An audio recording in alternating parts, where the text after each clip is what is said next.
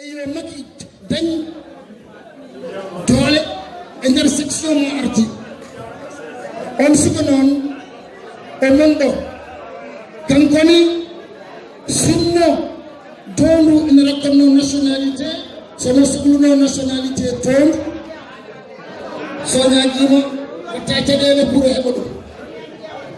sabu dum o faggi tonnade te tonnade ngam wona sabay ton suko bokati lo o wije ko Abdourahmane Ba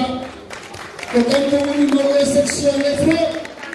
monsieur Ba bismillah c'est le coordinateur de la section des frères vraiment kala ko kalmi e ma famdi sabu non mo andi ora do nada do ko yinno on ko leyti ora ikko mo mara do ko bina ko yinno on ko leyti hayya di bale pak keminam gini fofo ko tole la bi ko ngam ko mawle gire la ko ro ma na ma sa keminam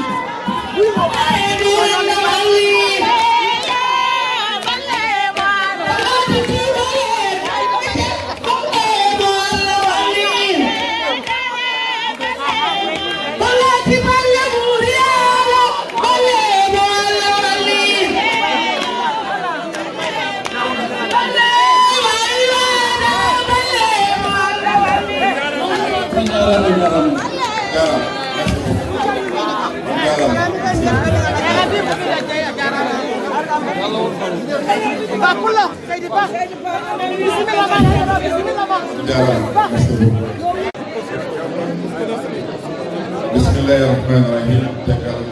yurtidal jude Nabi sallallahu alaihi wasallam. En jetti jinnaɓe men. En jetti kadi sernaɓe men. Monsieur le coordonnateur de Benno Bokk Yakaar, coordonnateur adjoint de la délégation des Sénégalais de l'extérieur, Monsieur Badou Samini. À travers vous, je salue l'ensemble de la délégation de Benno Bokk Yakaar. Je salue la Lyon avec qui j'ai travaillé dans la commission des élections, Madame Ramatakar. Je salue le sénateur M. Ly, je salue la responsable des femmes du Havre, Yeraba Ndiaye, le président du mouvement Bayanian, Amadou Pape, et salmini l'ensemble du bureau, M. Boyd, salmini, pardon, salmini aussi Adama Diatara, salmini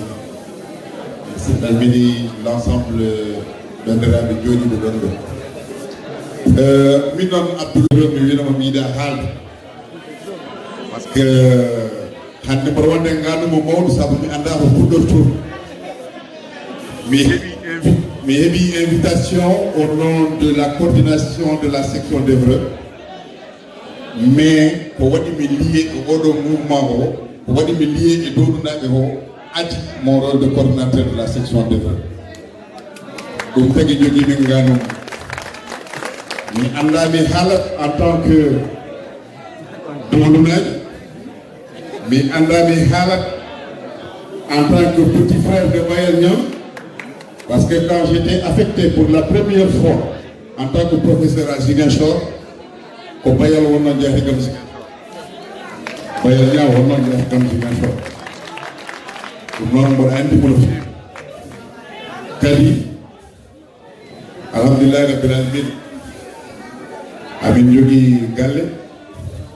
Ko Dakar ko appartement na toon uddak ala ko fay amen no way yaade heba toon kono min cuɓimi à chaque fois ko ñowoyade galle Mamay te Mamay e bayal ndidi Mamay Baba, parce que Mamay ko siwlata minen puɗɗo tigguide école toon ɗum tagi noon mbimi hande noon mi ani seeɗa noon mi juppo gatal mi ƴeewa waɗa discours bandiraɓe hakkunaɓe toon ko woni ɗon kono foori sabu woni ɗon ko yidde mi sukka hakkude Allah e nelaɗo ɗo aussi ko yidde tan woni ɗon min mi yidde waɗi fof te yidde ni jinmi downude kadi Allah e cahan ɗum ko gila moɗo fat la preuve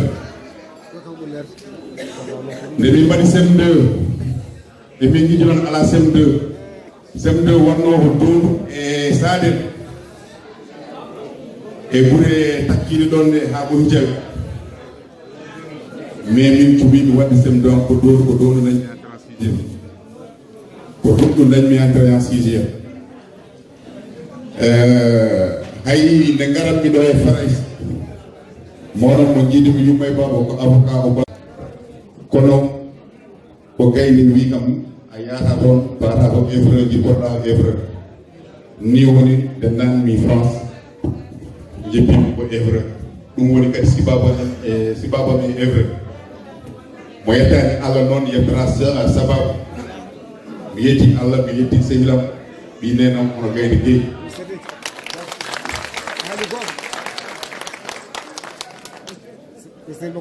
gayde noon mi wawa haalde haala muɗum mi hokka ɗum tan exemple goto cuballo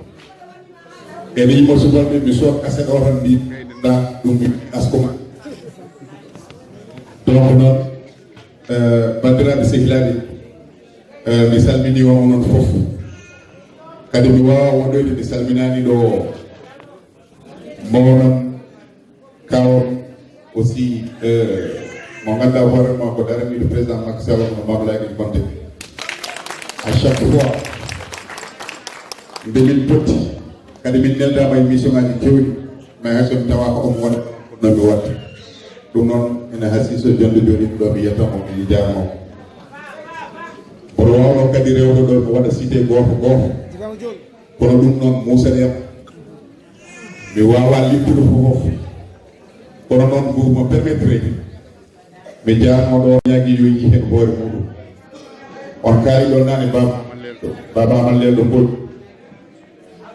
on ko babiraɗo ɓurɗo sukaɓe sugo omo dari darde sukaɓe kala nde président Macky Sall dillini hay somi jogui commission d' organisation o wiyatami kono sukaɓe jooɗo ɗe ko kanko yahata o toppori o affaire karuji adda ha place mumen somin jolde yimɓeɓe karuji ha karuji ɗi ɓurti o de o makko o wiye ƴetta o tan nen ɗum min mbaddi ɗum e makko wona yo welna donc hande il fallait mi waɗum témoigné e ɗum fof a jarama mi salmina aussi mawnam goɗɗo nde garmi évreux nde en jeeya bisiniɓe ɗum kañumne aussi guila naate e parti amen APR mi ɓeydi min so Allah ono kala ba e galle muɗum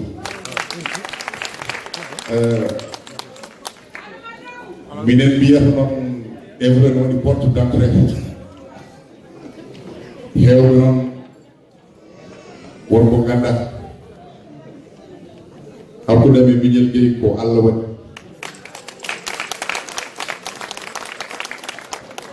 hakkude men miñel ko Allah waɗi ɗum tagi kala mone haala hen yo andu ko haali miñel gueyi mi salmini mi weltanima mi winima kadi ya jokku golle sabu ko ma ho weeɓani mi salmina aussi à travers section d'Évreux aussi galle Baba Mouhamad Dabel Bonde ɓen aussi ne balli min no feewi à chaque fois nde min jogui tan yidde bandiraɓe mi wino mi yiiɗa limtude wono gonmo way limtude kala noon mo nanani hen yimɓe muɗum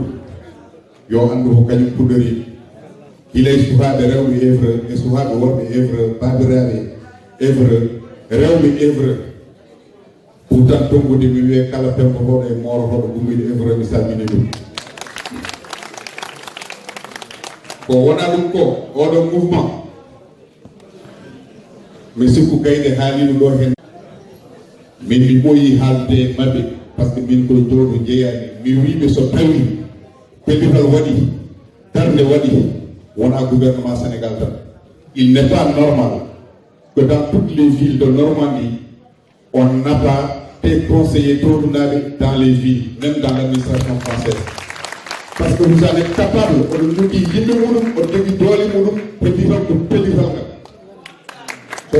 dit voilà l'administration Sénégal, mais l'administration France, à chaque fois on a des élus locaux. On dit Elbe, on dit Cléo. Donc on a dans la politique de Macky Sall, Tournade, Kédani Hen Tchagal, mais nous qui président Macky Sall au Hali,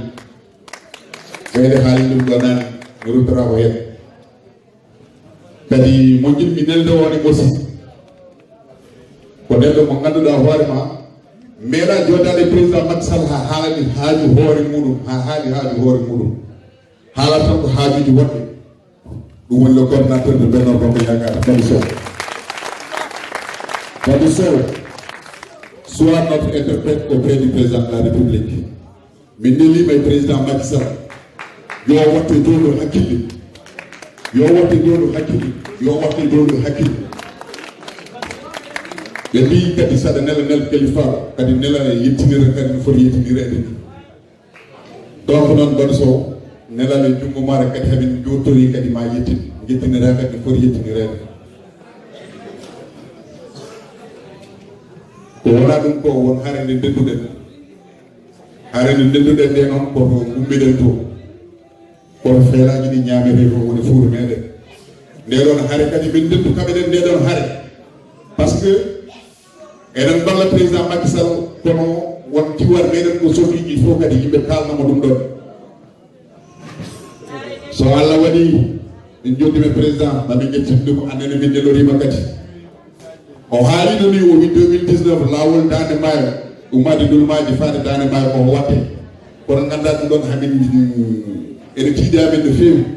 hamin jiɗi gol waɗe so wona ɗum ko yo wallu remawɓe fuutankoɓe dande maayo ko par ce que l'autosuffisance alimentaire du Sénégal ene wawi fuɗɗorade dande maayo ko grenier terrain no woodi ndiyam no woodi holko heddi tan ko pellital ngal e matériel o somi dañi matériel o tan hankkadi darani yimen ɗan noon ko wonat ɗum ko wallede hôpital dande maayo fof ene jogui hôpital eyyi ɗum ɗon wonno message mo ganduɗa hoorema jinnomi werlade pour guettinanamin président de la république ko wona ɗum har heddine nde ko dental bandiraɓe nde Cheikh Oumar ummide felloya jigade o wi fuutankoɓe o wi ko formant corps et édifice ma muusi hoore nde tinat o wi ko en gon édifice woni huɓere sa ɓayi ɗuma gayni sa ittina so bouffere wotere mbadi ndi yaari banggue donc enen fuutankoɓe sen goni huɓere en goni ɓandu tan ala mo nokkuɗen gaynude woni ɗo noon woni to men to donc noon dental adi foof ɗum noon bandiraɓe yo Allah wallu en no ɓerɗe ɗe goniri goto yo Allah wallu en no ndinduɗen ha mbawen wallude président Macky Sall e ko yiɗi ko kadi hande wona joɗaɗo ne haala bilan président Macky Sall min mi sikku président Macky Sall Sénégal fo yiɗi ɗum ko heddi ko noon wonko yimɓe jiiɗi hankkadi ko deƴƴinde haaloɓe ɓe won heɓɓe Sénégal gañiri hande président Macky Sall tan ko ene waɗi hen kadi gañgu Allah e nelaɗo ɗum ene waɗi hen gañgu ganduɗa hoore ma ɗum ɗon ko neɗɗo o tan woni ɗum yiiɗa mais hay goto wawi wiide président Macky Sall ligguete donc noon ɓeɗon pour deƴƴindede ko hande ko parrainage yonti natene galleji ɗi ƴetten parrainage uji ha heewa so élection ari eɗen foof jehen goten Macky Sall dès le premier tour taw watta guuli o fiyaɓe ko ɓuuri yawde e yakkade mbatten ɗum ɗo wonno ɗo en 2012 bandiraɓe sehilaɓe mi wonan ko ɗo mi yonta ene wonde émotion woni ko kadi gayni ɓe johanno oɗon kala haala bibliothèque ɓe mbi neɗɗo ko no fiyandu tan umata minen koye enseignement min dilla ko professeur d'enseignement pour démarrage bibliothèque o ami walide 120 livres temdere nogas deftere ene wonde ordinateur uji ɗiɗi ɗum ɗon nana e kala nde pardon oɗon mbawi arande on jarama no salmillah a jarama seydi Ba